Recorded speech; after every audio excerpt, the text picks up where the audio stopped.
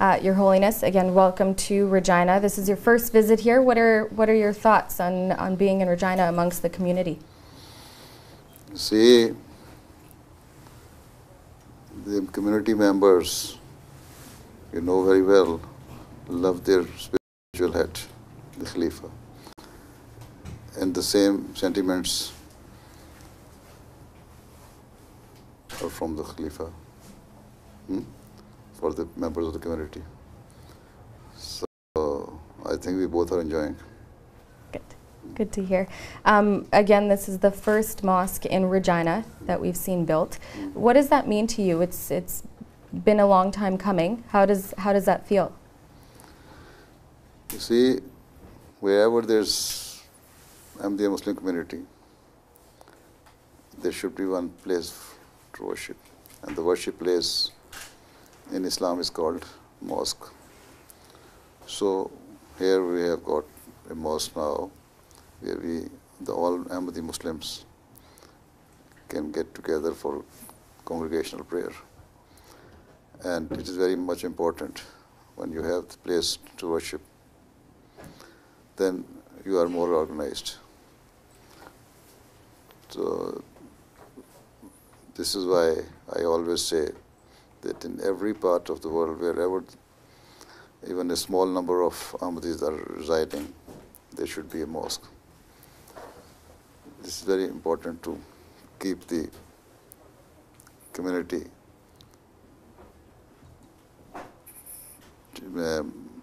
together, intermingled. And we are seeing that community grow quite a bit right here in Saskatchewan. Of course, in Saskatoon, the new mosque will be built, could be the third largest in Canada. What are your feelings towards Saskatchewan being such the third largest mosque being built in where is it being built? Saskatoon. In Saskatoon. Yes, yes. You see, the community was growing here because of the economic condition of this province. Since the oil crisis, I don't think the same Saskatchewan or Saskatoon holds the same position or not. But now Ahmadis here, living here, have started doing some trading, some businesses, and are having some other job opportunities. So I don't know whether it will grow that fast as it used to be in the past. But if the conditions come to normal and there's the economic conditions become normal as they used to be in the past, and the oil prices or are economically feasible for the country, then I think there will be more opportunities for jobs and people will come to join these companies, and then number of Ahmadis will increase, because otherwise this area is not an industrial area. There's Right. no very big industry here. Now that I learned that they are starting putting up some industry here in Saskatoon area. So let us see what happens. What we have heard, and we do know that the Ahmadi sect is one of the fastest growing. Why do you think that is? Fastest growing in the world. Mm-hmm. Yes. You see, what is the message of Ahmadiyyat? So it was foretold by the Prophet of Islam, sallallahu alaihi wasallam, that the time will come when the Muslims will forget the true teaching of Islam. The clerics will misguide them. They will misconstrue the teachings of the Holy Quran. And at that time, the reformer will come, who will be the Messiah and Mahdi. It was the title given to him by the Prophet of Islam, sallallahu alaihi wasallam. So we spread this message, and those Muslims, when they see the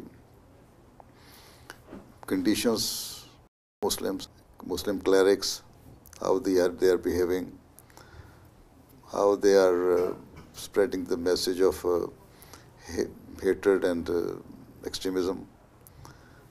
They are radicalizing the youth, and they become disappointed. They are frustrated. When our message reaches to them, they realize that now this is the ripe time that the person who was foretold by the Holy Prophet of Islam to come must have come. So then they accept the true Islam, which is being practiced by Ahmadi Muslims, one side, and on the other side, other religions, Christians, Hindus, and other sects are also accepting. Even there are quite a number of pagans who are not following any religion in the past. When they realize there is God and there should be religion, they accept Ahmadiyya.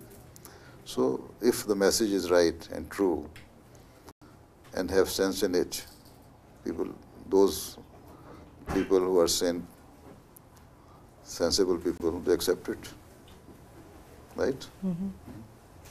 Now, we are hearing much in the news about America and politics, especially with the election coming up, the tolerance of Islam and Muslims down in the States.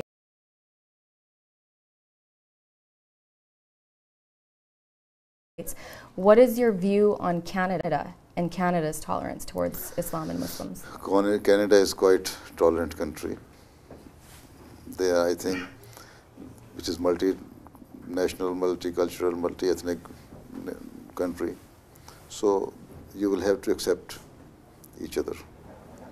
If you do not, then there will be big chaos. And I don't think Canada can ever bear it. So you are bound to be united and respect each other. Every religion and every ethnic group should respect other group. Mm-hmm. Right? Mm-hmm. And this is the duty of the government to make the people realize what their duties are. And how would they do that? You see, they have to, whenever there is any voice against any of the groups, it should be immediately curbed at the same point, nip in the bud. Mm-hmm. Otherwise, there is frustration. On the other side, of course, the teaching is love for all, hatred for none. Unfortunately, not always practiced or easier said than done. We do see some mosques or the radicalization is still happening. What would your response be? Not in Ahmadi mosque. Mm-hmm. This slogan is for Ahmadis. This slogan is being spread by Ahmadis, not by every Muslims. Mm-hmm. This is why I said that the person who was to come, according to the prophecy of the Holy Prophet of Islam, he was the real person appointed for this slogan, to spread this slogan. So we are spreading this. So what would you hope for, or what would you like to see when it comes to Islam overall? See, religious communities or religions do not grow you can say you can achieve all their targets overnight. Mm-hmm. Right? There's a gradual achievement, and they spread gradually. Mm. Right? This is how the Ahmadiyya community is spreading. If you go to Africa, see how the Ahmadiyya community is growing there. And hundreds of thousands of people are joining Ahmadiyya in Africa. Not for their any personal gain, but they realize that this is the true religion. They have to accept. And this is the message. What is the message of Quran? In 2 sentences. I told you just there. To realize your duties, you owe to your Creator, and you realize your duties you owe to your fellow beings, right? Discharge your duties. So if these two duties are being discharged properly, then in one sentence you can make it love for all and hatred for none. Right? Yes. My final question for you is, coming to the West, we see Muslims coming to the West. It's not always easy to integrate into the West, your cultural and religious beliefs. Some find it that they can have a balance. Others find that they need to keep... Can you define what is the meaning of integration? Blending in, fitting in. How? To leave your religious practices? No. To leave your culture? Is there any Chinese community who living here, they have left their culture? No. Sikh community left their culture, their language? No. Chinese? No. Filipinos? No. Hindus? No. Why should we expect from Muslims only to leave all their cultures and practices, religious practices? See, there are two things. One, culture, one is religion, right? And your religion says that these are the boundaries or limitations for men and for women. I always ask the Western press that if you mean the integration is to go to the bar and drink alcohol, that is not integration. If you say that there should not be any hijab worn by the women, used by the women, and government should put some restriction on it, then it is not integration. You are trying to usurp the rights of religious practicing, or those people who practicing particular religion. If you ask any Sikh to remove the turban from your head, it is not good, right? So you have to, if integration means that you work hard for the country, you use all your faculties and capabilities, potentials for the betterment of the nation. You always be law-abiding to the country, to the laws of the land. You always be law-abiding and honor the laws of the land. You love the country in which you are living. And this is the saying of the Holy Prophet of Islam, sallallahu alaihi wasallam, that love of your country is part of your faith, right? This is integration. Integration does not mean that you forcefully, grab the hijab or snatch the hijab from the heads of the women, from Muslim women, or you ask Sikhs to remove their turbans, or government should enact some dress code law. No. You are free. See? With regards to your religious teachings, you should be free. Otherwise, there is no religious freedom. If you do like this, it means you are behaving like Pakistani government. Right?